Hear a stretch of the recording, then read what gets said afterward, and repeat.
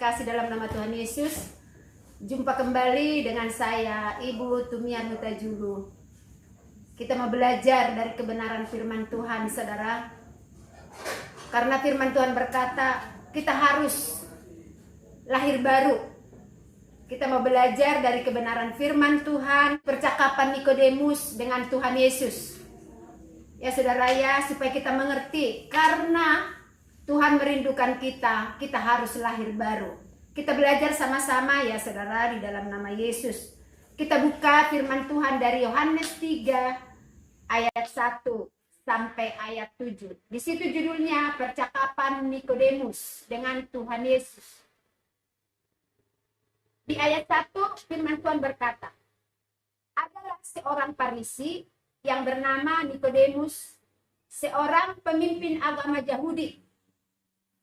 Nikodemus adalah seorang pemimpin agama Yahudi. Ia datang pada waktu malam kepada Tuhan Yesus berkata, Rabi, kami tahu bahwa engkau datang sebagai guru yang diutus Tuhan. Sebab tidak ada seorang pun yang dapat mengadakan tanda-tanda yang engkau adakan itu jika Tuhan tidak menyertainya.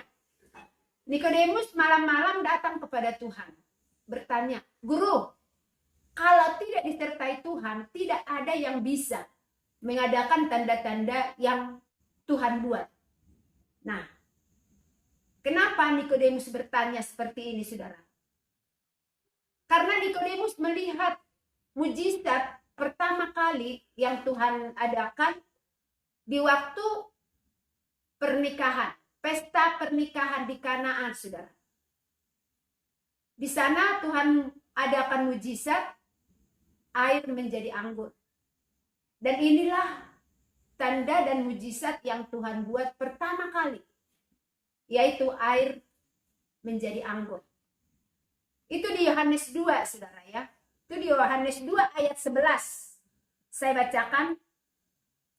Hal itu dibuat Yesus di Kana yang di Galilea sebagai yang pertama dari tanda-tandanya, dan dengan itu ia telah menyatakan kemuliaannya dan murid-muridnya percaya kepadanya. Jadi mujizat tanda yang Tuhan Yesus buat pertama kali adalah di pesta perkawinan di Kana, yaitu air menjadi anggur. Nah, karena inilah Nikodemus datang kepada Yesus. Dia bertanya, Guru, tidak ada seorang pun yang mampu mengadakan tanda-tanda yang Tuhan buat kalau tidak disertai Tuhan. Itu pertanyaan Nikodemus kepada Yesus, yaitu di Yohanes 3 ayat 2. Nah, kita lihat di ayat yang ketiga, Yesus menjawab, saudara. Yesus menjawab katanya, aku berkata kepadamu, sesungguhnya jika seorang tidak dilahirkan kembali, ia tidak dapat melihat kerajaan Tuhan. Orang yang tidak dilahirkan kembali tidak bisa melihat kerajaan Tuhan. Kerajaan Tuhan di situ adalah tanda-tanda mujizat. Mujizat itu kerajaan Tuhan. Kalau kita lihat di Matius 12 ayat 8, saudara, karena di situ tanda-tanda, tapi Yesus menjawab kerajaan. Nah, kita lihat kerajaan. Tetapi jika aku mengusir setan dengan kuasa Roh Kudus, maka sesungguhnya kerajaan Tuhan sudah datang kepadamu. Kalau setan diusir dari seseorang, lalu setan itu keluar dari orang, Yesus berkata, saat itu kerajaan Tuhan nyata bagi kamu. Jadi kerajaan tanda-tanda adalah mujizat Tuhan. Di waktu Nikodemus berkata, Tuhan, kalau tidak disertai Tuhan, tidak ada yang bisa melakukan tanda-tanda yang Tuhan buat. Yesus berkata, kalau aku berkata kepadamu, sesungguhnya jika seorang tidak dilahirkan kembali, ia tidak dapat melihat kerajaan Tuhan. Orang yang tidak dilahirkan kembali, dia tidak bisa melihat kerajaan. Tidak bisa melihat tanda-tanda. Boro-boro mengalami mujizat, melihat saja pun tidak. Ya saudara ya. Jadi Yesus berkata, Nikodemus, kalau kamu tidak dilahirkan kembali, kamu tidak akan bisa melihat kerajaan Tuhan dan tidak bisa melihat mujizat-mujizat. Berarti kita harus dilahirkan kembali. Harus dilahirkan kembali. Karena firman Tuhan berkata, apa yang dilahirkan dari daging adalah daging, apa yang dilahirkan dari roh adalah roh. Jadi kita harus dilahirkan kembali supaya kita bisa melihat, mengalami mujizat-mujizat Tuhan. Tapi saudara, yang saya renungkan di sini, Nikodemus itu kan sebagai pemimpin agama, tapi kok dia tidak mengerti ya arti lahir kembali. Sehingga dia berkata kepada Yesus di ayat yang keempat, kata Nikodemus kepadanya, bagaimanakah mungkin seorang dilahirkan kalau ia sudah tua?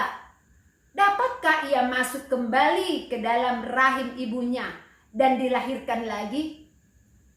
Nikodemus bingung saudara, karena Tuhan Yesus berkata, kalau kamu tidak dilahirkan kembali, kamu tidak bisa melihat kerajaan itu.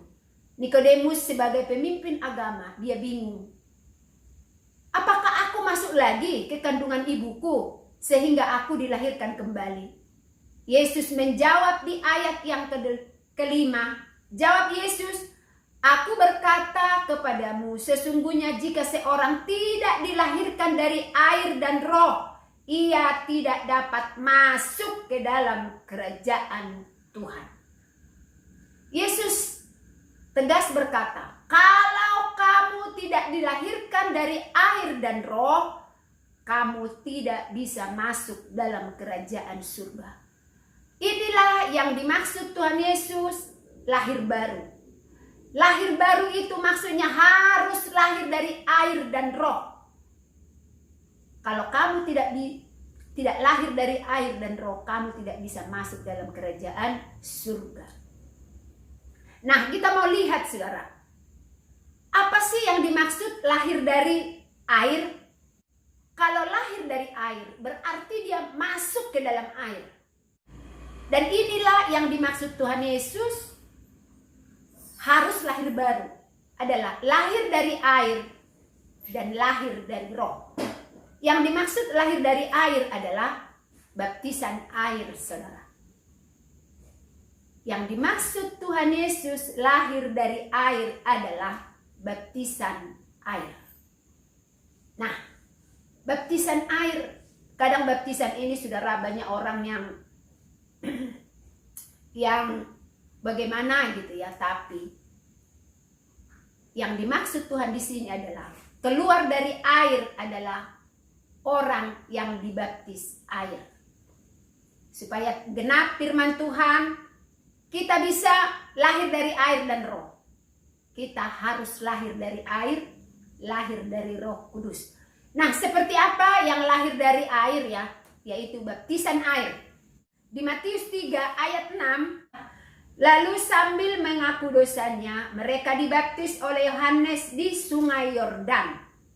Sambil mengaku dosa, mereka dibaptis oleh Yohanes di sungai Yordan. Berarti sambil mengaku dosa, ini adalah orang-orang yang sudah melakukan dosa. Sehingga dia mengakui dosa. Itulah yang Tuhan mau.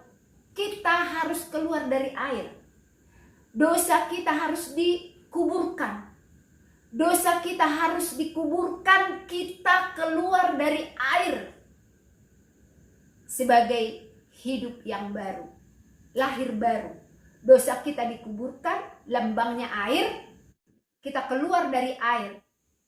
Kita adalah hidup yang baru. Dosa kita sudah dikubur. Inilah yang dimaksud Tuhan. Harus lahir dari air. Karena sampai saat ini saudara, tidak semua orang menerima baptisan air. Karena yang di sini yang Tuhan mau adalah kita harus dibaptis air, harus keluar dari air supaya bisa melihat kerajaan Tuhan dan supaya bisa masuk dalam kerajaan Tuhan. Dan yang dikatakan Yohanes di sini yang dibaptis itu adalah orang yang sudah melakukan dosa. Makanya Yohanes bilang, lalu sambil mengaku dosanya, mereka dibaptis oleh Yohanes di Sungai Yordan. Sambil mengaku dosa. Ini orang yang sudah dewasa, yang sudah berdosa. Sambil mengaku dosa, lalu dia dibaptis. Baptis itu adalah tanda pertobatan. Nah, saudara ya, nah, seringkali ditanya juga, baptisan itu cuma satu kali. Baptisan itu bukan satu kali, saudara. Baptisan itu ada dua. Ada dua kali. Satu, baptisan air tanda pertobatan. Kalau dia dibaptis air, sekalipun dia 10 kali dibaptis air, hitungannya satu. Tanda pertobatan. Tapi yang dimaksud yang kedua adalah baptisan Roh Kudus. Di Matius 3 ayat 11 firman Tuhan saya bacakan. Aku membaptis kamu dengan air sebagai tanda pertobatan. Tetapi ia yang datang kemudian daripadaku lebih berkuasa daripadaku dan aku tidak layak melepaskan kasutnya. Ia akan membaptis kamu dengan Roh Kudus dan dengan api. Itu yang kedua. Baptisan kedua adalah baptisan Roh Kudus. Yang pertama kita harus dibaptis air, yang dimaksud Tuhan keluar dari air. Yang kedua kita harus dibaptis Roh Kudus dan api. Dilahirkan oleh Roh Kudus. Dibaptis Roh Kudus, dilahirkan oleh Roh Kudus. Inilah yang dimaksud Tuhan kepada Nikodemus. Nikodemus, kalau kamu tidak dilahirkan kembali, kamu tidak bisa melihat kerajaan itu. Kalau kamu tidak lahir dari air dan roh, kamu tidak bisa masuk dalam kerajaan surga. Saudara-saudara yang kekasih, di video berikutnya kita akan bahas seperti apa lahir dari Roh Kudus. Kita belajar sama-sama. Sekian saudara. Terima kasih, sampai jumpa di video berikutnya. Tuhan Yesus memberkati.